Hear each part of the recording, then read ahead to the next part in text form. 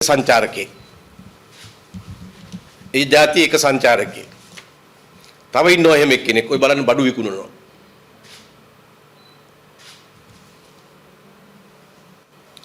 එතකොට දැන් මේ වගේ සංචාරකයෝ කොච්චර ආවත් ඒගොල්ලෝ ඇත්තටම අපේ සතේ නැතිව ඇවිල්ලා සල්ලිත් හම්බ කරන් යන සංචාරකයෝ. මෙහි වීදම් කරන සංචාරකයෝ නෙවෙයි. බස් එක යන්න මේ සිංහලෙන් ලියාගත්තු බෝඩ් එකක් අල්ලන් ඉන්න සංචාරකයෝ. මාළවලු ටිකක් පේමන්ට් එකේ තියාගෙන විකුණන සංචාරකයෝ. ඒතකොට ඒගොල්ලෝ එන්නේ මෙහි වේදම් කරන්නේ නෙවෙයි මෙහෙන් කීයක් හරි හොයාගෙන මෙහි ජීවිතයට ඕන කරන සුළු වේදමත් කරලා ඉතුරුත් කරගෙන තමන්ගේ රටට යනවා. දැන් මෙහෙම දිලින්දන්ගේ සංචාරක ව්‍යාපාරයකට ලංකාව සුදුසුද? දැන් මේක ස්ථානගත කරලා තියෙන්නේ දිලින්දන්ගේ සංචාරක ව්‍යාපාරයකට. දිලින්දන්ගේ සංචාරක පාරාදීසයකට.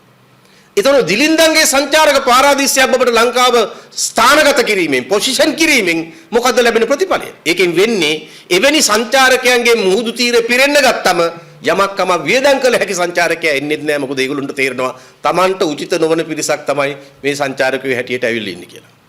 ඒකෙන් වෙන්නේ අධෛර්යයටපත් කරනවා යමක් වේදම් කළ හැකි සංචාරකයාගේ පැමිණීම පවා. ඒතර මේ දිලින්දන්ගේ සංචාරක ക്ഷേම භූමියක් බවට ශ්‍රී ලංකාව පත් කරලා ගාන වැඩි කරලා පෙන්වීමෙන් කිසිම ප්‍රයෝජනයක් වෙන්නේ නැහැ. එමගින් වෙන්නේ රටෙන් එළියට යන ප්‍රමාණය සල්ලි ප්‍රමාණය වැඩි වෙන එක මිසක් රටට ඇදිලා එන මුදල් ප්‍රමාණය සංචාරකයන්ගේ ප්‍රමාණයට සාපේක්ෂව වැඩි වෙන එක නෙවෙයි අඩු වෙන එක.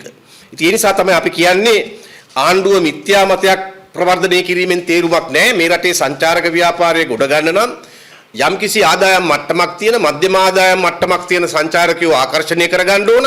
ඒකට ඕන කරන උපාය මාර්ගික මැදිහත් වීමක් සිදු කරන්න ඕන. එහෙම නැතුව දිලින්දන්ගේ සංචාරක පාරාදීසයක් බවට ශ්‍රී ලංකාවපත් කිරීමෙන් රටට වැඩකුත් නැහැ. සංචාරක ව්‍යාපාරයේ යෙදලා ඉන්න ඒ කර්මාන්තයේ ඉන්න කිසිවෙකුට ඒකෙන් කිසිම ප්‍රතිලාභයක් ප්‍රයෝජනයක් අත් වෙන්නේ නැහැ. එමගින් කර්මාන්තයේ බිඳ වැටෙනවා සහ අතුරු සමාජ ප්‍රශ්න ගණනාවක් නිර්මාණය වෙනවා.